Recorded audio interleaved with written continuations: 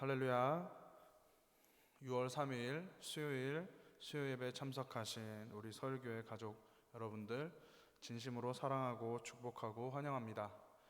함께 서로 잘 나오셨다고 또한 건강하시라고 함께 인사 나누도록 하겠습니다. 잘 나오셨습니다. 건강하세요.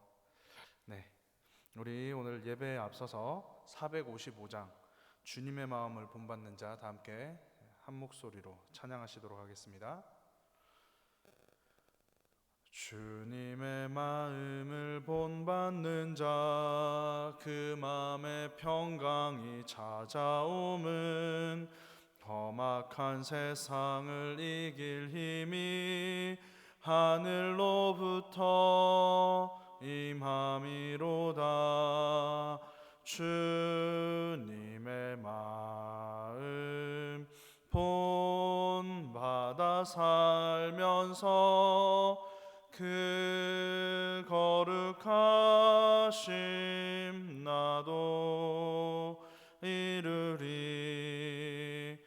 주 모습 내 눈에 안 보이며 그 음성 내 귀에 안 들려도 내 영혼 날마다 주를 만나 신령한 말씀 늘 배우도다.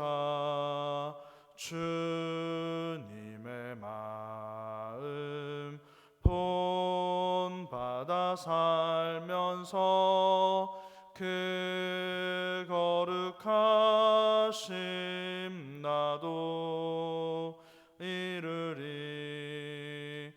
가는 길 거칠고 험하여도 내 맘에 불평이 없어짐은 십자가 고난을 이겨내신 주님의 마음 본받음이라.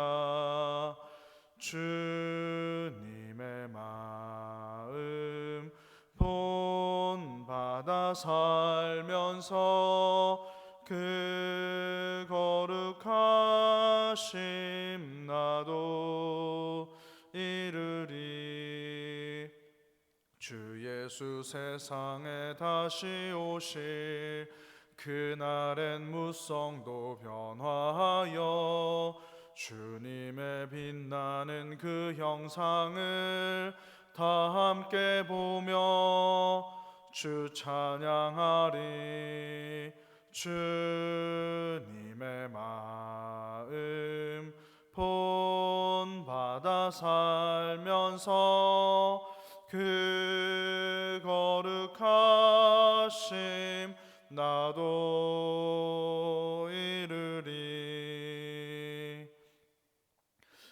우리 449장 예수 따라가며 한 장 더 찬양하시도록 하겠습니다. 예수 따라가며 복음 순종하면 우리 행할 길 환하겠네. 주를 의지하며 순종하는 자를 주가 늘 함께 하시리라. 의지하고 순종하는 길은 예수 안에 즐겁고 복된 길이로다. 해를 당하거나 우리 고생할 때 주가 위로해 주시겠네. 주를 의지하며 순종하는 자를 주가 안위해 주시리라. 의지하고 순종하는 길은 예수 안에 즐겁고 복된 길이로다. 남의 짐을 지고 슬픔 위로하면 주가 상급을 주시겠네. 주를 의지하며 순종하는 자를 항상 복 내려 주시리라. 의지하고 순종하는 길은 예수 안에 즐겁고 복된 길이로다. 우리 받은 것을 주께 다 드리면 우리 기쁨이 넘치겠네. 주를 의지하며 순종하는 자를 은혜 풍성케 하시리라. 의지하고 순종하는 길은 예수 안에 즐겁고 복된 길이로다. 주를 힘입어서 말씀 잘 배우고 주를 모시고 살아가세.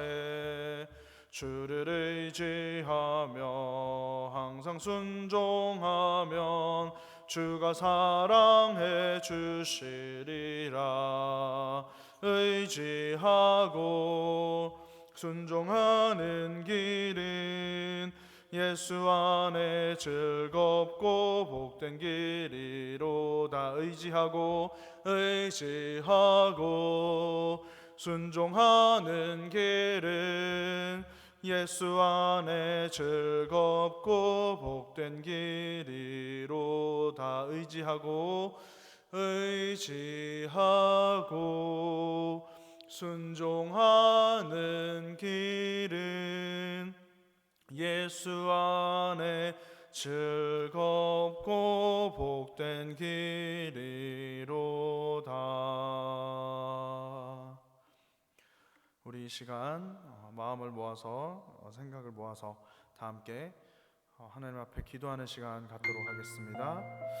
할렐루야. 하나님 아버지 감사드립니다. 하나님, 주의 은혜를 사모하여서 주의 전에 나온 주의 백성들을 기억하여 주시옵소서. 하나님, 우리가 주의 전에 나와서 주의 말씀을 들으며 또한 찬양을 하며 기도하며 나아갈 때에 주님 우리에게 은혜를 베풀어 주시고 우리가 정말 이번 한 주를 살아갈 수 있는 새 힘과 새 능력을 주님께로부터 얻고서 돌아가는 그런 시간들 되어줄 수 있도록 주님 붙들어 주시옵소서. 하나님 감사를 드립니다. 주님 역사하시고 붙들어 주시옵소서. 감사합니다. 하나님 감사합니다. 주의 백성들이 주의 은혜를 사모하여서 또한 주님의 말씀을 듣고자 주의 전에 나왔습니다. 하나님, 주의 전에 나온 백성들이나 또한 가정에서 영상으로 또한 실시간으로 예배드리는 모든 주의 백성들 한 사람 한 사람에게 주의 은혜를 내려주시고 그 주의 은혜로 인하여서 또한 그 주님께서 공급해 주시는 새 힘과 새 능력으로 인하여서 우리가 일주일을 넉넉히 살아갈 수 있는 힘과 능력을 얻을 수 있도록 주님 역사하시고 붙들어 주시옵소서. 감사를 드립니다. 이 모든 말씀 우리 주 예수님 이름으로 기도드렸습니다. 아멘. 네, 광고 말씀 드리도록 하겠습니다. 주일 1, 2부 예배와 수요 금요 예배를 지하 2층 본당에서 드리고 있습니다. 영상 예배로 참석하셔도 되고 현장 예배로 참석하셔도 됩니다. 그러니 각자 상황에 맞추어서 예배에 꼭 참석하시기를 부탁을 드립니다. 교회학교와 어린이부 청소년부도 현장 예배를 시작을 했습니다. 충분한 거리를 두고 앉아서 예배를 드리도록 사역자와 교사들이 안내를 하고 있습니다. 자세한 사항은 각 부서 교역자들에게 문의해 주시기를 부탁을 드립니다. 주일 점심 식사와 3부 예배는 당분간 없습니다. 그리고 헌금은 들어오고 나가실 때 예배당 입구에 헌금함에 드리시면 되겠습니다. 코로나 시대를 맞이해서 신방과 상담을 원하시는 분들이 있으실 텐데요. 교역자실로 신청해 주시기를 부탁을 드리고 또한 다른 개인적인 어려움들로 인해서 함께 기도하기 원하시는 분들도 기도 제목을 나눠주시면 함께 기도하도록 하겠습니다. 생명의 삶 6월호가 준비되었습니다. 6월 한 달도 매일의 삶 가운데서 말씀을 묵상하며 풍성한 은혜를 나누는 우리 서일교회 서일 가족들 모두 되어지기를 부탁을 드리고 그리고 신유찬 박은영 가정의 5월 29일 금요일이죠. 따님을 어여쁜 공주님을 선물로 받았습니다. 함께 축하해 주시면 감사하겠습니다. 더 자세한 사항은 주보를 참조하시고 오늘 말씀 보도록 하겠습니다. 오늘 함께 나눌 본문 말씀은 신명기 28장 1절부터 6절까지 말씀입니다. 신명기 28장 1절부터 6절까지 말씀 보도록 하겠습니다. 구약성경 304페이지에 있습니다. 신명기 28장 1절부터 6절까지 말씀, 우리 다 함께 한 목소리로 합동하시도록 하겠습니다. 시작. 내가 내 하나님 여호와의 말씀을 삼가 듣고 내가 오늘 내게 명령하는 그의 모든 명령을 지켜 행하면 내 하나님 여호와께서 너를 세계 모든 민족 위에 뛰어나게 하실 것이라.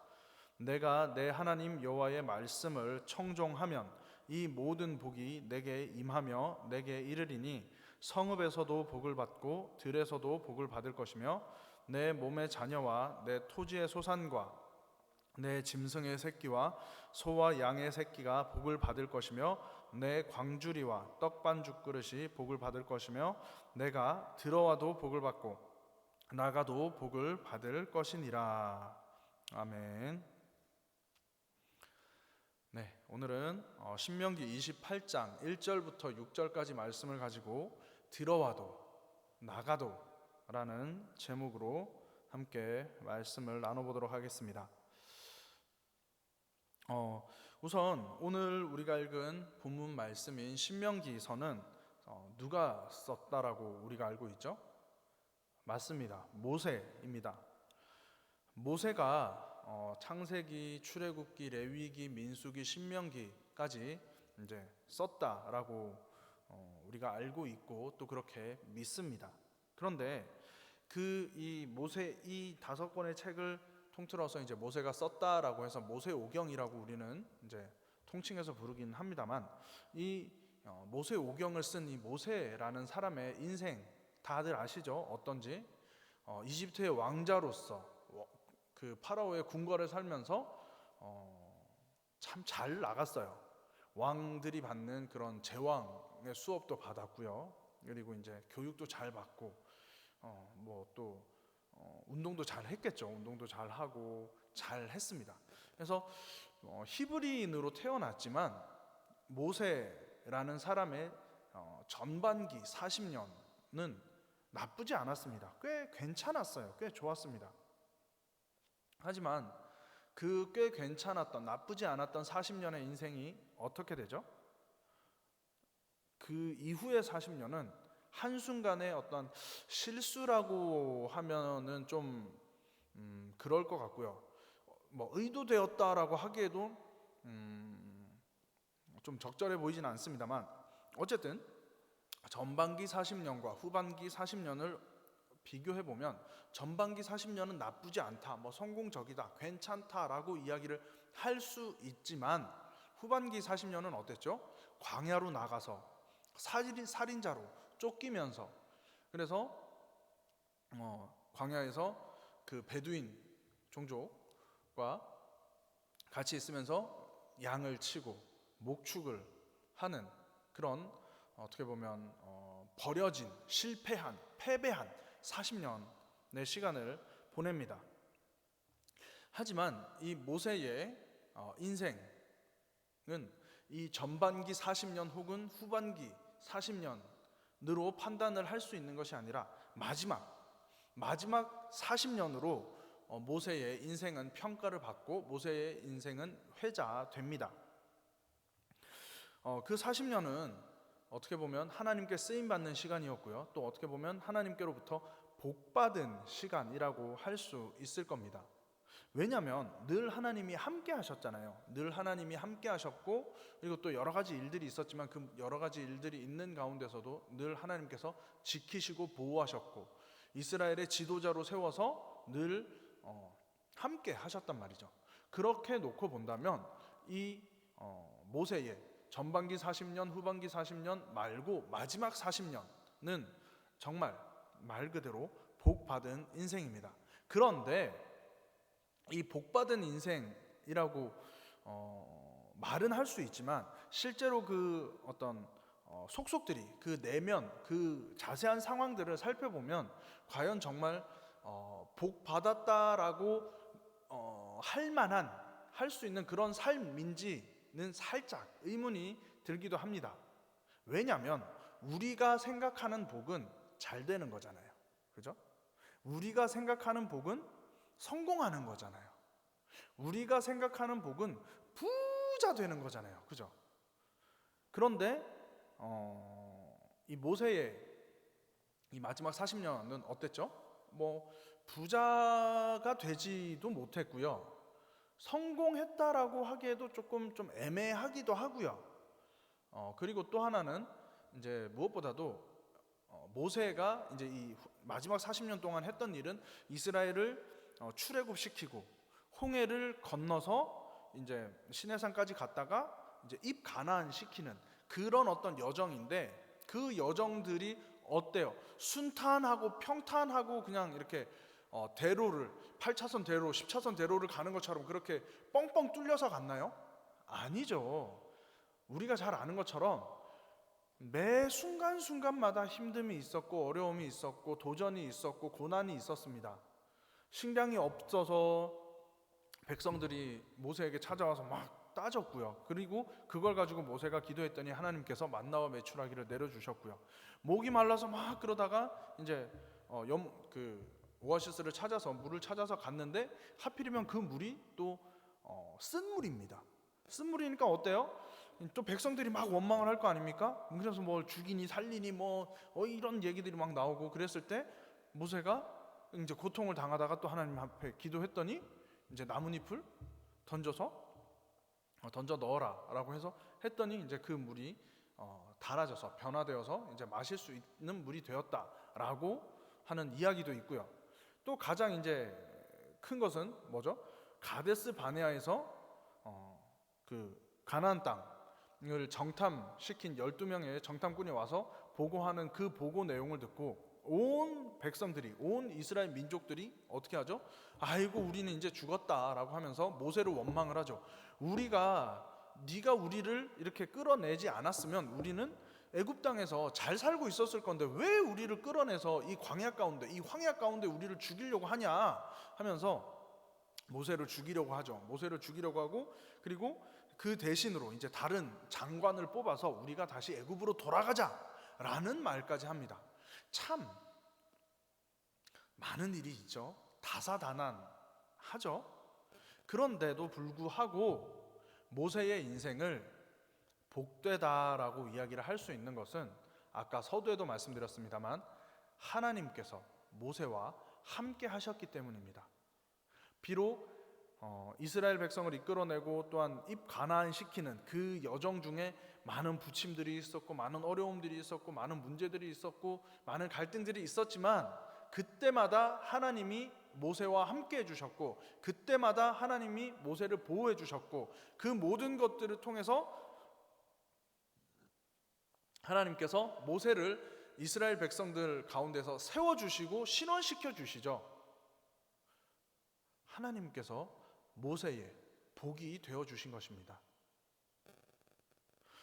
즉 말하자면 모세는 돈 재물이 많고 부자가 되고 어쨌든 그런 것들 때문에 혹은 다 내 말을 잘 듣고 내 말 한마디면 다 껌뻑 죽고 이래서 복을 받은 게 아니라, 이런 걸로 복을 받은 게 아니라 뭘로 복을 받은 거예요?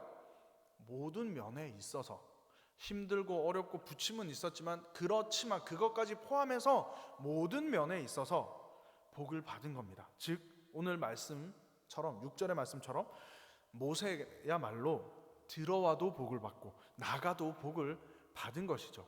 왜요? 하나님 때문에.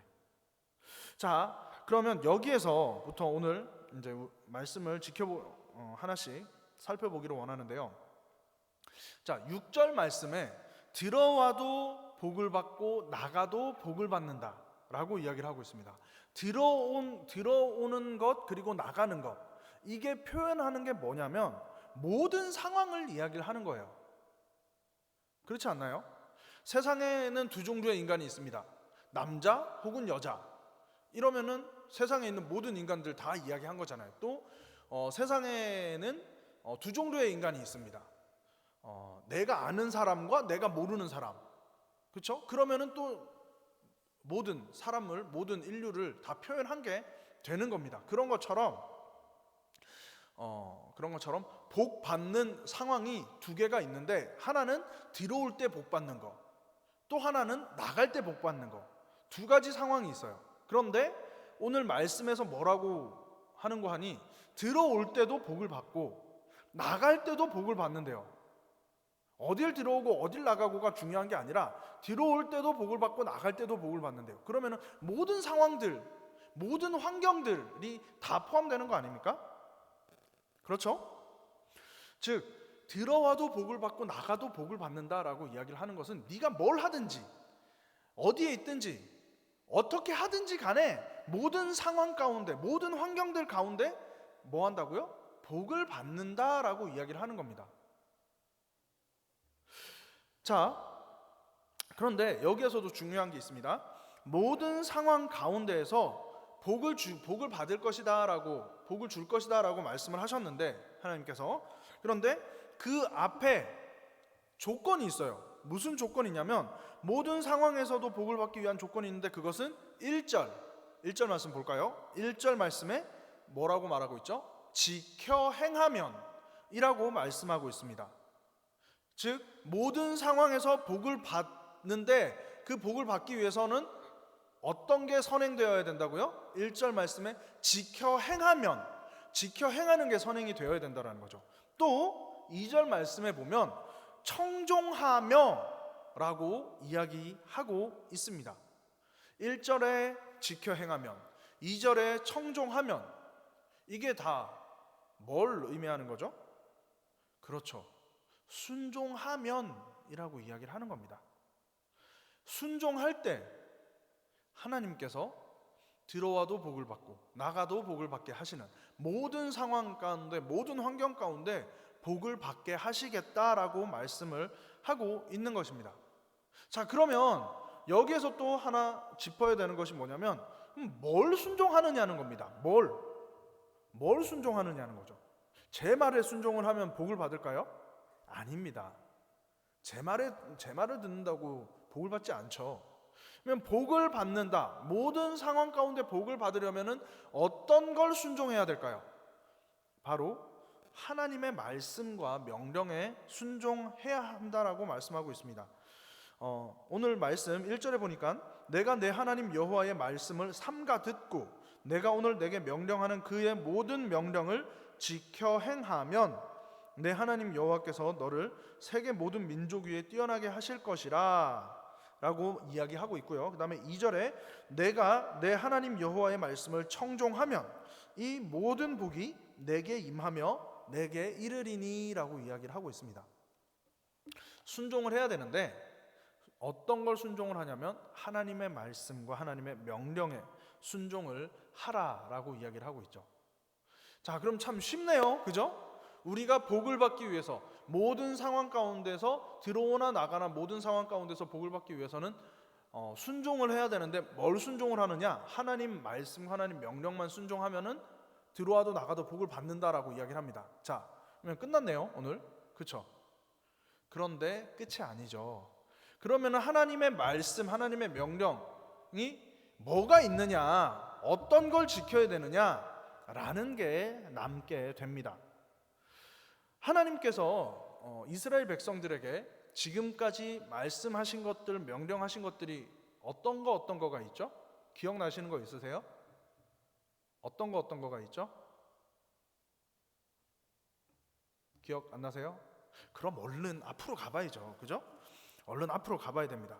지금까지 우리가 신명기, 오늘 본문 말씀이 신명기 28장이잖아요. 그러면 저희가 거의 한 달 넘게, 한 2달 정도 시간을 가지고서 신명기를 28장까지, 1장부터 28장까지 묵상을 해왔는데, 그 안에서 이야기하고 있는 것들, 그 모든 것들이 하나님의 명령이고 하나님의 말씀이라는 거죠.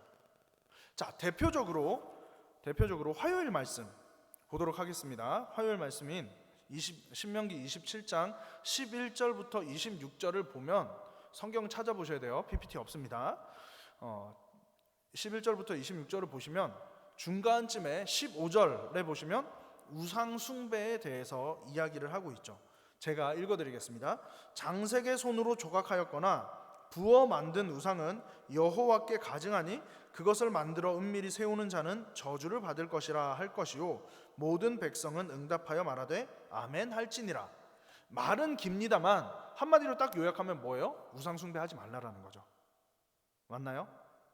자, 그 다음에 16절도 보겠습니다. 16절은 뭐라고 말씀하고 있는가 하니 그의 부모를 경홀히 여기는 자는 저주를 받을 것이라 할 것이요 모든 백성은 아멘 할지니라. 16절은 뭐라고요?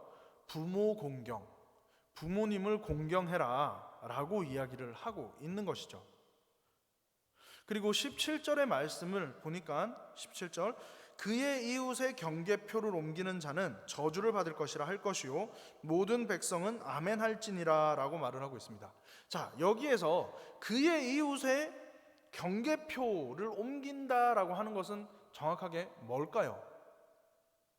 경계표라는 것은 어떤 경계를 지어주는 표식, 그런 어떤 표지를 이야기를 하는 겁니다. 이와 관련된 말씀으로 레위기서에서 그리고 신명기서에서도 보면은 이제 그와 관련된 말씀들이 있습니다만 레위기 말씀에 보면은 이제 하나님께서 땅을 이스라엘 민족들에게 나눠 주시죠. 나눠 주시는데 그때 나눠 주시면서 하시는 말씀이 뭐냐면 땅은 너희 게 아니야. 땅은 내 거야라고 말씀하십니다. 땅은 내 거고 너희는 단지 그것을 경작권을 너희들이 가지는 거야라고 말씀을 하세요. 그러면서 땅은 내 거기 때문에 니네 마음대로 사거나 팔거나 하면 안 돼라고 말씀을 하시면서 하시는 말씀이 뭐냐면 지계석을 옮기지 말라라고 말씀을 하십니다. 이 지계석이 아까 말씀드린 경계표와 같은 건데요. 이 지계석, 그러니까 석이니까 돌이잖아요. 이 지계석, 이 돌을 어디다 두냐면 내 땅과 이 사람 땅의 경계에 두는 겁니다. 그래서 여기서부터 여기까지는 내 땅, 여기서부터 저기까지는 네 땅, 이렇게 경계가 되는 그것을 지계석이라고 하는 거예요. 그런데 아까도 좀 전에도 말씀드렸지만 땅은 누구 거라고요? 하나님 거라고요. 우리 거면은 이거 마음대로 옮겨도 됩니다. 실제로 우리도 이제 그 뭐라 그러죠? 토지 문서 혹은 뭐 건물 뭐 등기부 등본 뭐 토지 등기부 등본 뭐 건물 등기부 등본 뭐 그런 것들이 있잖아요. 그게 즉 뭐죠? 그 건물에 대한 어떤 권리를 담고 있는 서류라는 거잖아요. 그 서류를 우리는 매매를 합니다. 매매를 해서 이 땅을 내가 저 사람한테 팔았어요. 그러면은 이 땅에 대한 권리가 담겨 있는 그 문서가 내 거에서 이제 저 사람께 되는 거잖아요. 그러면 이 땅은 내 땅이 아니고 더 이상 내 땅이 아니고 저 사람 땅이 되는 겁니다. 반대로 내가 사면은 또 내 땅이 되는 것이죠. 그런 것처럼 만약에 땅이 우리 거예요. 땅이 우리 거여서 이 땅을 우리 마음대로 사고 팔고 할 수 있다면 이 지계석을 옮기는 것은 일도 아닙니다. 그런데 하나님이 뭐라고 하시죠? 지계석을 옮기지 말라라고 말씀하시면서 말씀하시는 게 땅은 내 거야. 그러니까 니네 마음대로 사거나 팔거나 할 수 없어. 그런데 그렇기 때문에 이 지계석을 옮기면 안 돼라고 말씀을 하시는 거예요. 이게 어떤 의미를 가지냐면 뭐 요새도 그렇습니다만 요새도 이제 땅 있는 사람과 땅 없는 사람, 땅 부자 뭐 이제 뭐 이렇게 이야기를 하잖아요. 부동산 부자 뭐 얘기를 하는데 땅은 오늘날을 살아가는 우리들에게도 마찬가지입니다만 수천 년 전인 신명기서 그리고 이스라엘 백성들이 가나안 땅에 들어가서 정착할 그때 그 시대는 땅이 없으면 살아갈 수 없었습니다. 땅이 있어야 농사를 지을 거고요. 농사를 지어야 먹고 살 거고요. 먹고 살면서 남는 게 있으면 그걸 가지고 이제 필요한 것들을 서로 교환을 하고 나누어 쓸 수 있는 게 되는 거죠. 그러니까 먹고 사는 데 있어서 가장 기본이 되고 가장 필요하고 가장 필수적인 게 뭐였냐면 땅이었습니다. 땅. 그렇기 때문에 하나님은 그 땅을 누구 임의대로 한 사람이 독차지하거나 한 사람이 더 많이 가지거나 하지 못하도록 하기 위해서 지게석, 땅은 내 거야 라고 하시면서 그 경계를 나누는 지게석을 세우셨고, 그 지게석을 옮기는 것은, 그 경계표를 옮기는 것은 뭐예요? 같은 한 형제인 이스라엘 중에 다른 사람을 죽이는 것, 결국에는 그 가정을, 결국에는 그 집안을 몰살시키고 죽이고 그 집안의 대를 끊는 것과 같은 것이 된다라는 말씀입니다. 그렇기 때문에 지게석을 옮기는 자는 지게석을 그 경계표를 옮기는 자는 저주를 받을 것이라 할 것이요 모든 백성은 아멘 해야 된다라고 말씀을 하시는 거죠. 그리고 18절에는 계속해서 18절에서는 맹인의 길을 잃게 하는 것이 잘못되었다라고 이야기를 하고 있는데요. 18절 말씀 제가 읽어드리겠습니다. 맹인에게 길을 잃게 하는 자는 저주를 받을 것이라 할 것이요 모든 백성은 아멘 할지니라. 자, 맹인은 누굴 말하는 거죠? 눈이 안 보이는 사람이잖아요. 앞이 안 보이는 사람이란 말이에요. 그 사람들을 어떻게 해요? 내가 우리 집을 가야 돼요. 근데 눈이 보이면 여기에서 우회전을 하면 돼. 여기에서 좌회전을 하면 돼. 여기에서 직진을 하면 돼. 해서 집을 찾아갈 수 있는데 근데 그 눈이 안 보이는 사람들, 맹인들, 소경과 같은 사람들은 어떻게 해요? 누군가 이끌어줘야 되잖아요. 집에를 가려고 해도 이끌어줘야 되고, 하다못해 화장실에 가서 볼일을 보려고 해도 화장실이 어딘지 모르니까 화장실이 어딘지도 화장실만 가려고 해도 이끌어주고 인도를 해줘야 된다라는 말인 거죠. 그런데 그 맹인을 길을 잃게 만든다. 이건 뭐죠? 죽이려고 한다라는 거죠. 너 죽어라 라고 이야기를 하는 거예요. 그 사람의 대를, 그 사람의 인생을, 그 사람의 삶을 빼앗는 겁니다. 그래서 하나님께서 이것이 잘못되었다라고 말씀을 하시는 거예요. 그리고 19절 말씀에 보니까 19절 말씀, 객이나 고아나 과부의 송사를 억울하게 하는 자는 저주를 받을 것이라 할 것이요 모든 백성은 아멘 할지니라. 자, 지난주 수요일 날 저희가 보았던 말씀 가운데에서도 이와 같은 유사한 말씀이 있었어요. 객과 고아의 송사를 억울하게 하지 말고, 그리고 과부의 옷을 저당 잡지 말라라는 말씀이 있었습니다. 기억하시는지 모르겠지만 그 말씀과 같은 것이라고 보시면 됩니다. 객과 고아와 과부의 송사를 억울하게 하는 것은 주로 이제 그들이 억울해하고 그들이 힘들어하고 그들이 고통스러워하는 것은 거의 대부분이 그들의 삶과 생존과 직결되어 있는 겁니다. 왜? 가난한 사람들이니까, 힘들고 어려운 사람들이니까, 가뜩이나 살기 어려운 사람들이니까. 그러니까 다른 데 눈을 돌릴 겨를이 없는 거예요. 다른 데 무언가를 할 게 없는 거예요. 그들이 억울해하고 그들이 힘들어하고 그들이 고통스러워할 모든 상황들은 그들의 생존, 그들의 살아가는 생명과 직접적으로 연관되는 것들이 거의 대부분입니다. 그러다 보니까 그들을 억울하게 하고 그들을 핍박하고 그들을 힘들게 하는 것은 결국에는 뭐예요? 그들의 생명을 빼앗는 것이죠. 그들의 삶을 빼앗고 파괴시키는 것입니다. 그것을 하나님께서는 철저히 금하시는 겁니다. 그리고 또 20절부터는 음란한 것에 대해서 이야기를 하시는데요. 20절 읽어드리겠습니다. 그의 아버지의 아내와 동참하는 자는 그의 아버지의 하체를 드러냈으니 저주를 받을 것이라 할 것이요 모든 백성은 아멘 할지니라. 21절 짐승과 교합하는 모든 자는 저주를 받을 것이라 할 것이요 모든 백성은 아멘 할지니라. 22절 그의 자매 곧 그의 아버지의 딸이나 어머니의 딸과 동침하는 자는 저주를 받을 것이라 할 것이요 모든 백성은 아멘 할지니라. 아멘. 자, 뭐를 이야기를 하는 거죠? 음란을 이야기를 하는 거죠. 음란을 이야기를 하는 건데, 음란과 함께 그것보다 더 하나님께서 말씀하시는 것은 뭐냐면 그 음란으로 인해서 이스라엘의 거룩성을 잃어버리는 겁니다. 그리고 그 거룩성을 잃어버리고 결국엔 어떻게 되는 거예요? 대가 끊어지는 걸 이야기를 하는 겁니다. 하나님의 자손들이, 하나님의 사랑하는 백성들이 그 대가 끊어지는 것이 하나님께서 바라고 원하시는 것이 아니기 때문에, 그런데 이런 음란한 것들이, 음란한 행위와 음란한 것들이 결국 뭐가 돼요? 저주가 되어서 이스라엘의 거룩성을 훼손하고 이스라엘을 죄 가운데, 저주 가운데 빠지게 하고, 그것으로 인해서 이 이스라엘과 하나님이 이스라엘을 통해서 멸절시키셨던 가나안 땅의 족속들과 같이 만드는 것이죠. 그렇기 때문에 하나님께서는 이런 성적인 음란에 대하여서 경계하고 이것들이 잘못되었다라고 말씀하시는 것입니다.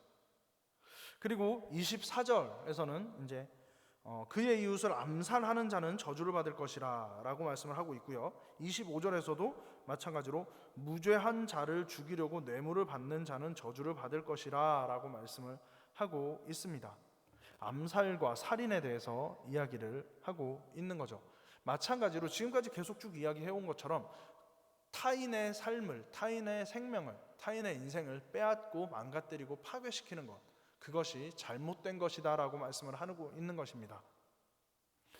자, 그런데 지금 보면은 간략하게만 살펴봐도 이 정도인데, 여기에 이제 세세하게 들어가고 세부적으로 들어가고, 이제 지난주였나요? 2주 전인가 3주 전이었나 이제 나누었던 말씀의 제목이 세밀한 것, 애매한 것을 정해주시는 하나님이라는 그런 말씀 제목이었었는데, 그 말씀과 함께 나누었던 것들이 하나님께서 세세한 것, 작은 것 하나까지도 하나님께서 개입하시고 그 부분에 대해서 정리해 주시고 어떻게 해야 된다라고 말씀을 해주신다라는 것이죠.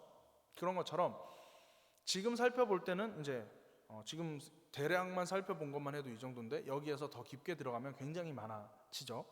그렇다면 이 모든 명령과 말씀을 솔직히 다 지키는 건 어려울 수밖에 없습니다. 그래서 율법이 문제가 되었던 거고, 바리새인들과 서기관과 이제 그들이 이제 그런 율법을 아주 그냥 세세하게 만들었잖아요. 뭐 안식일 날 뭐 몇 걸음 이상 면리를 가면은 이제 면리 이하는 노동이 아니고 면리 이상은 노동이고, 뭐 이런 것들 다 있지 않습니까? 그리고 이제 지난주 말씀이었던가요? 언제였던가 정확하게 기억은 안 나는데, 이제 가난한 자가 밭에 들어가서 그 밭에 밀을, 그 소산을 따서 먹는 거는 죄가 아닌데, 그것을 가지고 이제 낫을 대서 그것을 경작을 한다든지, 아니면 이제 또 무화과 나무에서 따서 먹는 건 죄가 아닌데, 그것을 그릇을 가지고 담는, 저장할 수 있는 걸 가지고 가서 거기에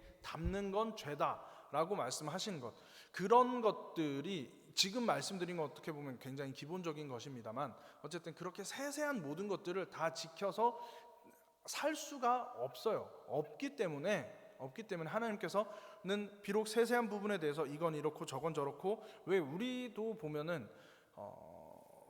그 법적으로 분쟁을 할 때 이제 재판정에 가서 판결을 받지 않습니까? 그런데 그때 그 기본이 되는 것이, 바탕이 되는 것이 바로 법전이죠. 그런데 그 법전이 얇은 거 한 권일까요? 뭐 얇은 거 몇 권일까요? 그렇지 않죠. 뭐 민법, 형사법, 뭐 소송법, 뭐 기타 등등 뭐 여러 가지 해가지고 하여튼 엄청나게 많단 말이에요. 그 모든 것들을 다 알 수 있지는 않습니다. 그것을 다 알 수 있지 않기 때문에, 그래서 각 분야마다 이제 변호사나 뭐 이제 검사나 뭐 있다고 해도 각 분야마다 있는 거고요. 그들이 어떤 전문적으로 할 수 있는 그런 분야들이 있는 거죠. 그래서 뭐 누구는 변호사, 누구는 법무사, 뭐 기타 등등이라고 이야기를 하는 것들이 그런 거죠. 그래서 그런 것처럼 하나님께서 말씀하셨던 이 모든 말씀 다 필요한 말씀이고 다 좋은 말씀이고 지켜 행해야 될 말씀들이지만, 그것들이 인간이 그 율법을 하나하나 다 지켜서 살 수 없기 때문에 우리가 지금 생각해 봐야 되는 것은 이 율법은 어디서 나온 율법이고 이 율법은 뭐고 이게 아니라 우리가 지금 살펴보고자 하는 것, 생각해 보고자 하는 것은 바로 이 하나님께서 말씀해 주신 말씀과 명령의 핵심이 무엇인가라는 것입니다. 이 모든 말씀과 명령의 핵심이 있는데요, 그것은 다름 아닌 주인이 누구인가 하는 것입니다. 누가 주인인지를 바르게 알고 바르게 이해하고 바르게 인정하는 것이 필요하다라는 거죠. 자, 우리의 주인은 누구시죠? 네, 그렇죠. 이건 쉬워요, 그죠? 바로 하나님이십니다. 우리를 창조하신 하나님이 우리의 주인이십니다. 그 하나님을 우리 인생의 주인으로 인정하고 모셔드려야 합니다. 하나님은 주인이고 우리는 그 주인의 종이죠. 종은 주인을 신뢰하고 그리고 주인이 하는 그 말씀들, 그 명령들을 들어야 합니다. 종이 만약에 주인을 신뢰하지 못하고 주인의 판단을 따르지 않는다면, 그래서 종이 자기 스스로 판단을 하고 스스로 무언가를 하려고 한다면, 그러면은 그건 더 이상 종이 아니죠. 주인이 되는 거죠. 자기가 주인이 되면 어떻게 되죠? 주인과 종의 관계가 깨어집니다. 맞나요? 그 관계가 깨어지는데, 이게 이제 뭐 평등 사상, 뭐 우리가 살아가는 뭐 모든 인류는 다, 모든 인간은 다 평등하다, 뭐 이런 평등 사상에서는 맞는 얘긴데요.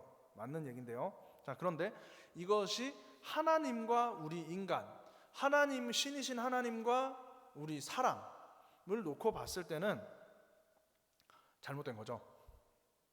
잘못된 겁니다. 그래서 일어난 사건이 바로 선악과 사건입니다. 하나님은 주인으로, 그리고 우리는 그 주인의 종으로서 창조되었습니다. 하지만 하나님은 우리를 종으로 대하는 것이 아니라 자녀로 대하셔서 하나님과 같이 인격적인 관계를 맺도록 만드셨어요.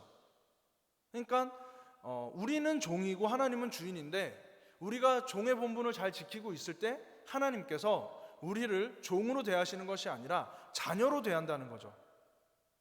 내 사랑하는 자녀, 내 사랑하는 아들, 내 사랑하는 딸로 대한다는 겁니다. 인격적인 관계를 맺고 인격적으로 대해 주신다라는 거예요. 우리가 우리의 위치, 우리의 종된 위치를, 하나님은 주인이십니다, 우리는 하나님의 종입니다, 자녀입니다 라는 그 위치를 잘 지킬 때 이런 인격적인 관계, 바른 관계가 맺어질 수 있습니다. 하나님을 주인으로 인정하면, 그래서 인격적인 관계를 맺게 되고, 그 인격적인 관계 속에서 하나님을 신뢰하게 되고 그 말씀을 신뢰하게 되고 또한 믿고 순종하게 되는 것입니다. 하나님이 우리에게 하시는 말씀은 크게 분류를 해보면 우리 자신에 대한 것, 그리고 이웃에 대한 것, 세상에 대한 것, 그리고 하나님에 대한 것 정도로 나누어 볼 수 있을 것 같습니다. 하나님과의 바른 관계, 하나님과의 관계는 아까 좀 전에도 말씀드렸지만 이제 주인과 종의 관계, 그리고 아버지와 자녀의 관계로서 말씀을 드렸는데요. 하나님과의 바른 관계와 신뢰를 바탕으로 자녀를 향한 부모의 사랑과 같은, 자녀를 향한 부모의 사랑이 뭐죠? 무조건적인 사랑이잖아요. 뭐든지 다 해주고 싶고 해주려고 하고, 해주지 못하면 속상하고, 이제 그런 무조건적인 사랑인데요, 그와 같은 사랑을 하나님께서 우리에게, 자녀인 우리에게 주신다라는 것이죠.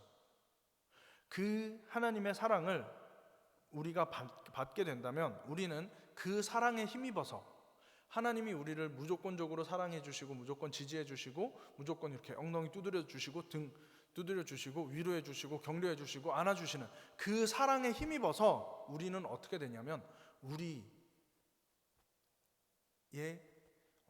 자신감이 상승하게 됩니다. 그렇잖아요.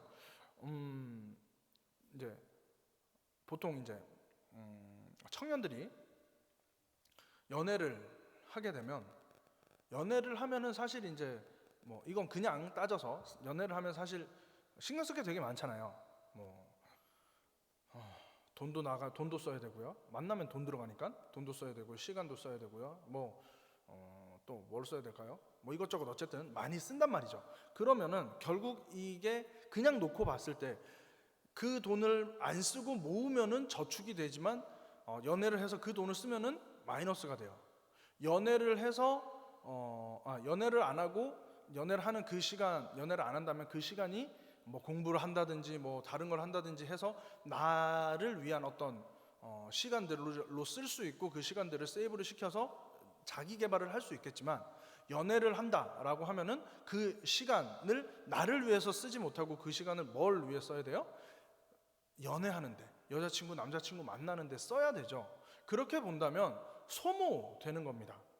소모되는 거지만, 그렇지만 한 가지 분명한 건 뭐냐면 연애를 안 하는 그런 친구들과 연애를 하는 친구들의 결정적인 차이점은 뭐냐면, 연애를 하는 친구들은, 물론 연애를 안 하는 친구들 중에서도 근자감이라고 해서, 근거 없는 자신감이라고 해서 이러고 있는 친구들 물론 있습니다. 뭐 물론 연애 안 하는 게 잘못이라는 것도 아니고 아니지만 있어요. 그런데 연애를 하는 친구들을 보면은 올라가고 뭘 하든 당당해지고 뭘 하든 자신감이 있어져요. 왜냐고요? 내가 사랑받고 있다라고 느끼기 때문입니다. 누군가 나를 사랑해주고 있고, 누군가 나를 지지해주고 있고, 누군가 나를 응원해주고 있다라는 것 때문에 자신감이 업되고 어깨가 올라가는 거예요. 마찬가지로 세상을 지으신, 세상의 주인이신 하나님이 우리를 사랑하고 우리를 지켜보고 계시고 격려하고 계시고 또 무조건적으로 사랑한다라는 것을 우리가 받게 되고 그것을 느끼게 될 때, 우리는 여자친구, 남자친구, 연애를 통해서 얻게 되는 자신감과는 비교할 수 없는 그런 우리 인생에, 우리 영혼에, 내 자신에 대한 자신감과 당당함과 그런 것들이 생기게 되죠. 결국 그것이 어떻게 보면 자기 자신을 사랑하는 것이 됩니다. 만약에 하나님으로부터 사랑을 공급받지 못하면 우리는 자기 자신을 사랑하지 못하게 되고요, 자신의 가치를 찾지 못해서 자존감이 낮아지고 자신을 미워하고 포기하게 되며 자기를 학대하다가 마지막에는 자살로까지도 이어질 수도 있습니다. 따라서 하나님과의 관계와 그 사랑이 가장 우리 인간에게 있어서, 우리들에게 있어서 가장 기본이 되는 것이죠.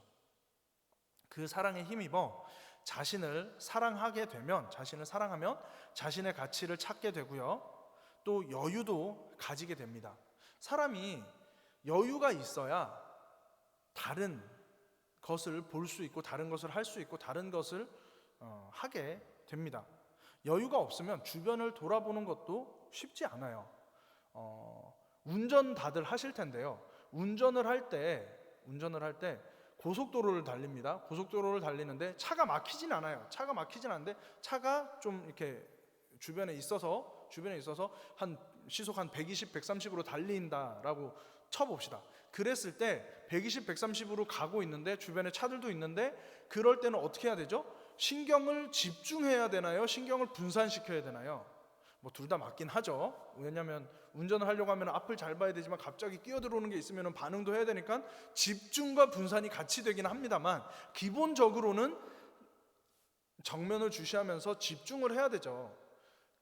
집중을 해야 되는데 그 집중을 하지 못하고 한눈을 팔게 되면 어떻게 되죠? 사고가 나는 거죠.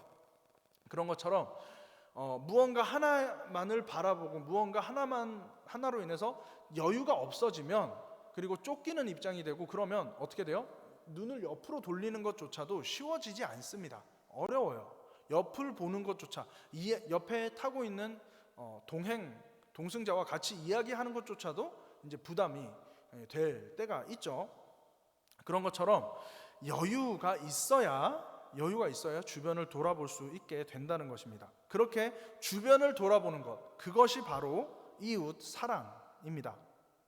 마태복음 22장 39절에 보면, 둘째도 그와 같으니 내 이웃을 내 자신같이 사랑하라 하셨으니 라는 말씀이 있는데요, 이 말씀처럼 이웃 사랑, 이웃을 사랑하는 것의 기본과 기준은 뭐냐면 내 자신같이, 즉 자기 자신을 사랑하는 것입니다. 타인을 사랑할 수 있는 사람은 자기 자신을 사랑하는 사람이 할 수 있고요. 그리고 그 사랑의 정도는 자신을 사랑하는 정도가 최대치인 것이죠. 그렇기에 자기 자신을 사랑해야 이웃을 사랑할 수 있는 겁니다. 하나님이 우리를 그렇게 이웃을 사랑하도록 만드셨습니다. 하나님을 사랑하고 자기 자신을 사랑하고 그리고 이웃을 자기 자신같이 사랑하면, 그러면 하나님께서 우리를 위해 만들어주시고 다스리라고 경영하라고 허락하신 이 세상도 사랑할 수 있게 됩니다. 세상을 파괴하고 망가뜨려서 이용해서 욕심을 채우거나 나의 어떠한 이익을 얻으려고 하는 것이 아니라 사랑하고 잘 돌볼 수 있게 되는 것이죠. 이렇게 하나님과 바른 관계를 맺고 사랑하면 하나님의 말씀과 명령을 당연히 잘 듣고 지켜 행하게 될 것이고, 자기 자신과도 바른 관계를 맺고 사랑하게 되면 자신을 아끼고 하나님의 말씀대로 거룩함을 지키게 될 것입니다. 그리고 이웃과도 바른 관계를 맺고 사랑하게 될 것이고요. 그렇게 되면은 이웃을 배려하고 돕고 협력하게 될 것입니다. 또 그렇게 하나님과 바르게 되고 나 자신과 바르게 되고 이웃과 바르게 되면 말씀드렸던 것처럼 세상과도 바른 관계를 맺고 사랑하게 되는데요. 그렇게 되면 세상을 파괴하거나 망가뜨리는 것이 아니라 잘 보호하고 경영하고 잘 지키게 될 것입니다. 즉 모든 것이 회복되는 것이고 우리의 삶이 형통하게 되는 것입니다. 하나님과의 관계가 회복이 되고 나 자신과의 관계가 회복이 되고 이웃과의 관계가 회복이 되고 그리고 세상과의 관계가 회복이 되어 그 관계 속에 있는 우리의 삶이 행복해지고 즐거워지는 것이죠. 형통해지는 것입니다. 아까 모세 얘기에서도 잠깐 말씀을 드렸지만 살아가다 보면 문제는 생길 수도 있어요. 아니, 생깁니다. 경제적으로 어려움도 당연히 생기고요. 건강의 문제 당연히 생깁니다. 아니, 내가 하나님 잘 믿는데 왜 이런 게 생겨? 왜 이런 경제적인 문제, 어려움, 건강의 문제 왜 생겨? 라고 이야기를 하면 그건 하나님을 믿으시는 게 아니고 그 알라딘 아시죠? 알라딘에 나오는 램프의 요정 지니를 믿으셔야 될 것 같아요. 지니는 내 소원을, 우리의 소원을 들어주잖아요. 내가 몸이 아파요. 그렇지만 지니한테 말하면 내 몸이 안 아프게 되죠. 낫죠. 돈이 없어요. 돈이 없으면 램프의 요정에게 알라딘이 이야기를 하죠. 나 돈 없어. 돈 좀 만들어줘. 돈 좀 갖다 줘. 라고 하면 지니가 갖다 줍니다. 저기 그 자파라고 하나요? 그 나쁜 마법사? 저 자파가 날 자꾸 괴롭혀. 저 자파를 없애줘. 라고 하면 지니가 가서 없애요. 그건 지니고요. 우리가 믿는 것은 지니가 아니라 하나님이십니다. 하나님은 우리가 우리가 원하는 대로, 우리가 하고 싶은 대로, 우리가 좋아하는 대로 해주시는 그런 램프의 요정이 아니에요. 하나님께서 우리에게 원하시는 것은 하나님께서 세워주신, 하나님께서 말씀하신, 아까도 말씀드렸지만 그런 것들, 하나님과의 바른 관계 속에서 그런 하나님의 말씀과 명령을 잘 지켜서 행해서 하나님과 바른 관계, 나 자신과 바른 관계, 이웃과 바른 관계, 세상과 바른 관계를 맺고서 하나님께서 우리에게 주신 모든 것들을 잘 누리고 잘 다스리고 그것들을 잘 쓸 수 있는 것을 원하시는 분이 하나님이십니다. 내가 잘 되고 내가 잘 먹고 내가 잘 살고 이게 아니라고요. 그렇다 보니 우리가 살아가다 보면 힘듦과 어려움과 고통과 고난과 기타 등등 다 생길 수 있어요. 그런데 중요한 건 뭐냐면요, 그런 것들을 통해서 우리는 어떻게 되죠? 하나님께 기도하게 되고요, 하나님께서 우리에게 말씀해 주시는 것들이 뭔지, 하나님의 뜻이 뭔지를 찾아서 알게 되고요, 그리고 그 어려움 가운데에서 형제나 또한 친척이나 자매나 이웃을 통해서 도움을 받고 그 도움을 통해서 내가 혼자가 아니구나, 나 혼자 살아가는 세상이 아니구나라는 걸 느끼게 될 거고요. 그런 것들을 통해서 내가 혼자 살아가고 하는 게 아니니까 우리가 다 함께 같이 살아가고 우리가 살아가는 이 마을, 이 공동체, 이 동네, 이 사회, 이 나라가 중요하구나. 그러면은 이것을 아름답게 잘 지키고 가꿔야겠구나, 잘 경영해야겠구나 라는 생각으로 발전하게 된다라는 것이죠.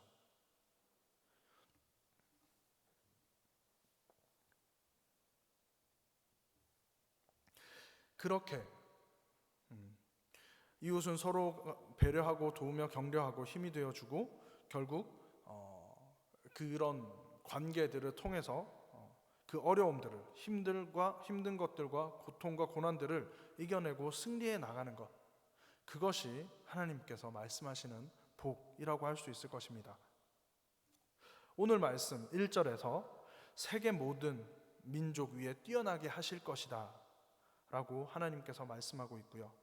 3절에서 성읍에서도 복을 받고 들에서도 복을 받을 것이라고 말씀하고 있고요. 4절에서 내 몸의 자녀와 내 토지의 소산과 내 짐승의 새끼와 소와 양의 새끼가 복을 받을 것이며 라고 말씀하고 있고요. 5절에서도 내 광주리와 떡 반죽 그릇이 복을 받을 것이며 라고 말씀하고 있고요. 6절에서도 내가 들어와도 복을 받고 나가도 복을 받을 것이라 라고 말씀하시는 바로 그 복은 단순히 물질의 복이 아닙니다. 단순히 성공하는 것도 아닙니다. 단순히 잘 먹고 잘 사는 것도 아닙니다. 삶의 모든 부분에 있어서 관계를 맺고 살아가는 모든 환경과 상황과 사람들과 그 관계 속에서 하나님이 은혜를 베푸시고 시절을 따라 철을 따라 이른 비와 늦은 비를 내리셔서 시의적절하게 살아갈 수 있게 해주시는 것, 시의적절하게 모든 것이 합력하여 선을 이루고 형통하게 되도록 해주시는 것, 그것이 진정한 복입니다. 하나님의 모든 말씀과 명령을 청종하며 지켜 행함으로 들어와도 복을 받고 나가도 복을 받는 삶의 모든 부분이 형통하게 되는 저와 여러분이 되기를 주님의 이름으로 축원합니다. 오늘 말씀을 기억하면서 잠깐 기도하기를 원합니다. 기도하실 때에 말씀을 기억하며 기도하십시오. 하나님, 복 받고 싶습니다. 만사 형통하고 싶고요. 들어와도 복을 받고 나가도 복을 받고 싶습니다. 그런데 그것을 위해서는 하나님의 말씀을 지켜 행하고 청종해야 합니다. 하나님, 우리가 하나님의 말씀을 듣는 자들이 되어지게 하시옵소서. 하나님께서 우리에게 말씀하시는 것이 무엇이든지 간에 내 생각대로 내 뜻대로 행하는 것이 아니라 하나님이 내 인생에 우리 삶의 주인이 되어주셔서 하나님께서 말씀하시는 그 말씀들을 우리가 순종하며 나아가는 자들이 되어질 수 있게 해달라고 기도하시고요. 그리고 하나님과의 관계를 바르게 세워나가고 내 자신과의 관계를 바르게 세워나가고 이웃과의 관계, 세상과의 관계를 바르게 세워나감을 통하여서 하나님께서 우리에게 원하고 바라시는 바대로, 기뻐하시는 바대로 우리가 그런 인생을, 그런 삶을 살아갈 수 있는 자들이 되어지게 해달라고, 주님을 기쁘시게 하는 자들이 되어질 수 있게 해달라고 우리 다 함께 이 두 가지 기도 제목 놓고 기도하시도록 하겠습니다. 기도하시겠습니다. 할렐루야. 하나님 아버지 감사드립니다. 하나님, 주님께서 오늘 말씀을 통해서 우리에게 약속하십니다. 들어와도 복을 받고 나가도 복을 받게 될 것이라고. 하나님, 우리가 그런 그 복의 주인공이 되기를 원합니다. 들어와도 복을 받고 나가도 복을 받는. 그런데 그렇게 되기 위해서는 하나님, 우리가 하나님의 말씀을 지켜 행하고 그의 말씀을 성종하는 자들이 되어야 합니다. 하나님, 우리가 우리의 생각대로, 우리가 우리의 주인이 되어서 우리 생각대로, 우리의 뜻대로, 내가 원하는 대로, 내가 바라는 대로 살아가는 것이 아니라 정말 주님께서 우리의 주인이 되어주셔서 주님께서 말씀하시는 그 말씀대로, 주님께서 명령하시는 그 명령대로 우리가 순종하며 살아가는 자들이 되어지게 하시옵소서. 그래서 주님께서 우리에게 말씀하신 것처럼 우리가 주님을 따르게 하시고, 주님께서 처음에 우리를 만드셨던 그 모습대로, 처음에 우리를 만드셨던 그 목적대로 주님과 바른 관계를 맺어서 주님을 사랑하는 자, 그리고 주님께 사랑받는 자들이 우리가 되어지게 하시며, 그 사랑에 힘입어서 우리 자신을 사랑하고 또한 우리 이웃들을 우리 자신처럼 사랑하는 그런 자들, 그리고 주님께서 우리에게 맡겨주신 이 땅을, 이 세상을 또한 사랑하는 자들이 우리가 되어질 수 있도록 주님 붙들어 주시옵소서. 그래서 정말 주님께서 우리와 함께 하시고, 정말 주님께서 우리를 사랑하시고 우리를 통해서 이루시고자 하시는 그것들을 이루어 드리는 정말 주님의 거룩한 자녀들이, 거룩한 백성이 되어지는 그런 우리 모두가 되어질 수 있도록 주님 붙들어 주시옵소서. 그래서 주님께서 우리에게 주시겠다라고 약속하셨던 그 복, 그 형통한 복, 그 모든 것이 합력하여 선을 이루는 그 복의 주인공이 우리 모두가 되어질 수 있도록 주님 역사하시고 붙들어 주시옵소서. 하나님 아버지 감사드립니다. 사랑의 하나님 아버지, 우리를 자녀 삼아 주셔서 감사드립니다. 주님은 우리의 아버지가 되시고 우리는 주님의 자녀가 되었습니다. 자녀된 우리에게 아버지의 무조건적인 사랑을 주셔서 그 사랑으로 우리 자신을 사랑하게 되었습니다. 그리고 그 사랑으로 우리의 이웃을 내 자신처럼 사랑하게 해주시고, 또한 주님이 만드신 이 세상도 사랑하는 자들이 되게 하여 주시옵소서. 그래서 모든 사람과 모든 환경과 모든 상황과 바른 관계를 맺게 하시고, 모든 것에서 주님이 주시는 은혜와 형통과 복을 누리는 우리가 되게 하옵소서. 그래서 하나님이 원하시고 기뻐하시는 우리의 삶이 되어지도록 주님 붙들어 주시옵소서. 감사를 드립니다. 이 모든 말씀 우리 주 예수 그리스도 이름으로 기도드렸습니다. 아멘. 주기도문으로 오늘 예배를 폐하도록 하겠습니다. 하늘에 계신 우리 아버지여, 이름이 거룩히 여김을 받으시오며 나라의 임하옵시며 뜻이 하늘에서 이루어진 것 같이 땅에서도 이루어지이다. 오늘날 우리에게 일용할 양식을 주시옵고, 우리가 우리에게 죄 지은 자를 사하여 준 것 같이 우리의 죄를 사하여 주옵시고, 우리를 시험에 들게 하지 마옵시고 다만 악에서 구원하옵소서. 나라와 권세와 영광이 아버지께 영원히 있사옵나이다. 아멘.